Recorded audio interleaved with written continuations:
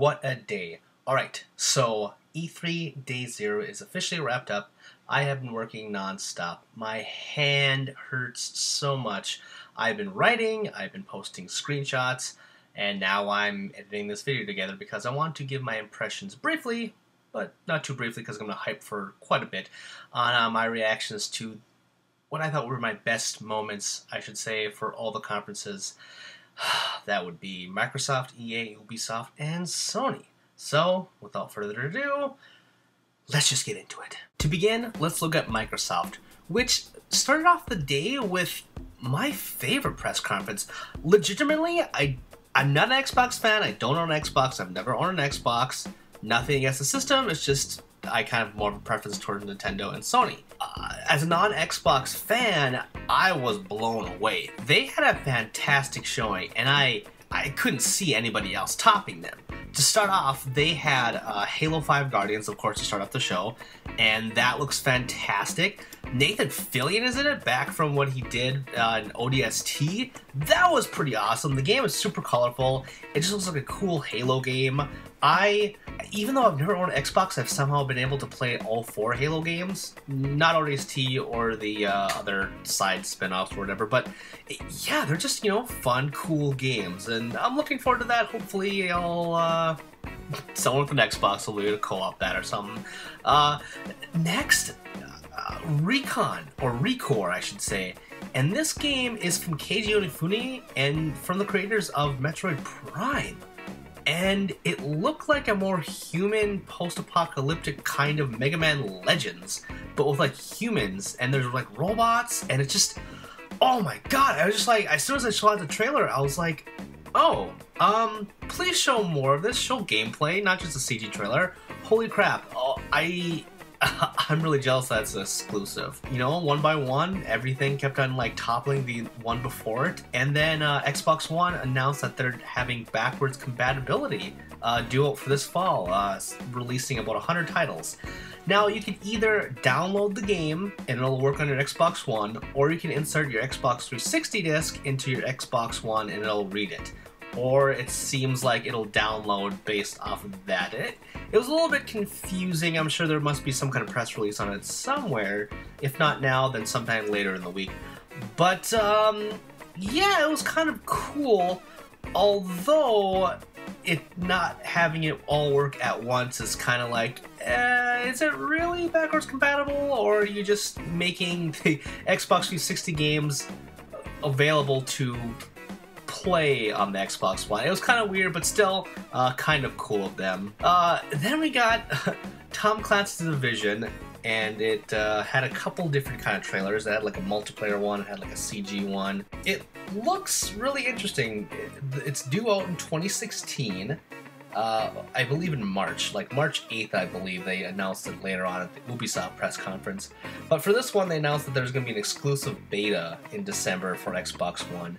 So that kind of stinks, but I mean, at least everybody gets to play it in March. But yeah, I'm really interested in this game, and it's just, I don't know, it's been a long time coming. Next is another thing that I'm kind of disappointed in, which is Rise of the Tomb Raider, which I think the gameplay demo looks cool. I tweeted, was like, oh, look, cliffhanger, I hope Sylvester Stallone is in this game. It looks great. I really, really like the reboot, and this is coming from someone that really disliked the Tomb Raider games, but the reboot came out, and it was just such a magnificent, splendiferous game that I couldn't help but love it. And it sucks that this one's exclusive to Xbox One. Congrats to Microsoft, but it's supposedly coming to systems sometime in the future, but it's really weird how that thing is set up, but it looks interesting. And then I think this is the best bundle I have ever seen. This is something that I've dreamed about, not specifically for Rare, but for a compilation. Now, they announced the Rare collection called the Rare Replay, which is 30 Rare games for 30 bucks. These aren't like weird Rare games like, oh, you can play this weird puzzler on the NES or the Atari. No, these are giant games like Conker's Bad Fur Day, Battletoads, Banjo-Kazooie, Perfect Dark, all those games. Viva Pinata, But still, to have those like all in one collection for $30 to celebrate the 30th anniversary, that is so awesome. While I was kind of hoping for like a new Battletoads, this one seems to be along the lines of some kind of HD kind of remake for some of these. They weren't very clear on it, but I assume that they're going to touch up the graphics on some of these at least. And it's just a really, really cool collection, and really kind of blew me out of the water. And then finally, for Microsoft, they showed off their HoloLens with Minecraft. And I was like, alright, VR, this is going to be impossible for me to understand. But they had cameras set up for me to basically see what the person wearing this VR HoloLens headset was doing. It blew me away. Basically, he put Minecraft on the wall, was playing on the wall, and then he put it on a table, and then made the Minecraft world come to life like some kind of weird 3D map, like in Minority Report, like legitimately Minority Report. And then not only that, but we got to see his co-op partner in the game on this little grid. It was just astounding. I could not believe it. It was gimmicky, sure, but it was still hella cool.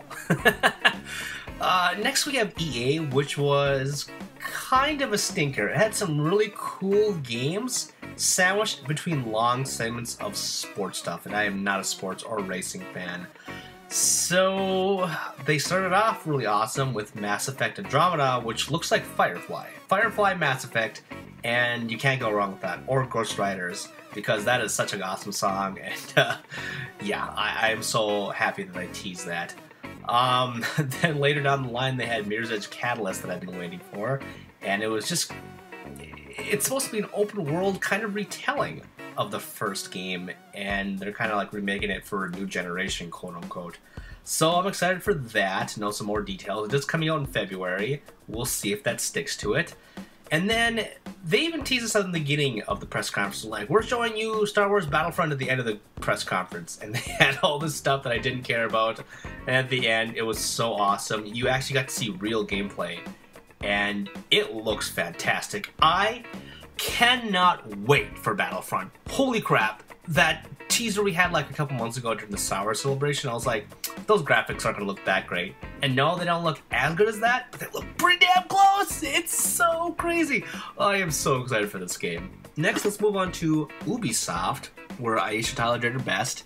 I think the press conference was better than EA, but still not that great. They had a lot of Tom Clancy stuff, actually. And there's only one game I actually want to talk about, which is the opening game, that blew my mind. I literally could not believe it. They are making a sequel to my 2013 Game of the Year for Examiner, South Park: The Stick of Truth.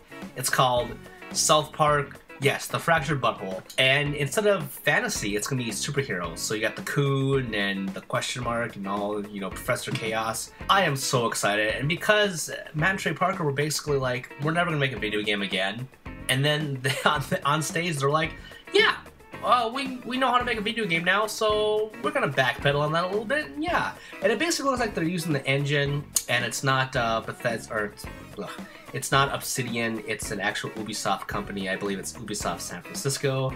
And you know, they have the assets, so this one should actually come out pretty fast, because they're pretty quick at writing, obviously, since they make an episode in a week straight. So I'm really hoping on some good stuff from this. And now let's move on to Sony, which, okay, Xbox was amazing. EA was pretty stinky for most of it. Ubisoft was okay. Sony, I thought they had big shoes to fill for Microsoft, and a lot of people were going into the conference saying, I don't think Sony's going to have it. I think we haven't heard a lot from them. I think they don't have anything. Game after game blew my freaking mind. So let's get into it. First of all, they start off the press conference with, oh yeah, you've been waiting for this for a long time. It's also Last Guardian.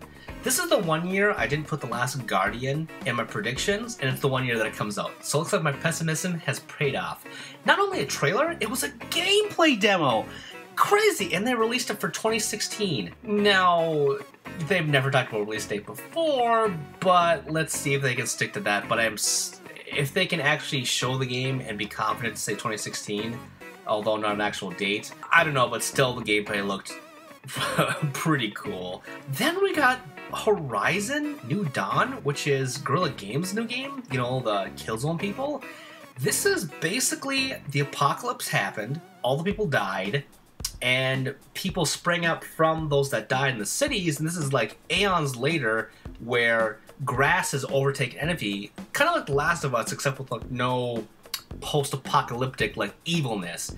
The world is run with like weird robotic dinosaurs and animals, and you're like a hunter. It's imagine like a caveman in a neo green apocalyptic. It just looks cool, okay? You should watch the gameplay demo. It just looks amazing. Then Adam Boys comes out and says, "We all know you like Final Fantasy," and people were like, "Oh shit, yeah we do."